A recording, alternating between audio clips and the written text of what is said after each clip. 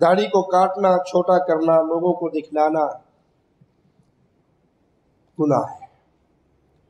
अगर अल्लाह से और उसके रसूल सल्लल्लाहु अलैहि वसल्लम से मोहब्बत है तो शरीयत इस्लामिया दाढ़ी माफ़ करने का हुक्म देती है। प्यारे नबी सल्लल्लाहु अलैहि वसल्लम की अहादीस में जितना हुक्म है दाढ़ी माफ़ करने का है, काटने का हुक्म नहीं है। कुछ लोग बेचारे बीवियों के हाथ से तंग आकर काट लेते हैं, छोटा कर लेते हैं। वो अपने दिल में मोहब्बत रसूल सल्लल्लाहु अलैहि वसल्लम का चिराग जलाए और अपने दिल से पूछे कि यहाँ पर मोहब्बत किसकी गालिब है।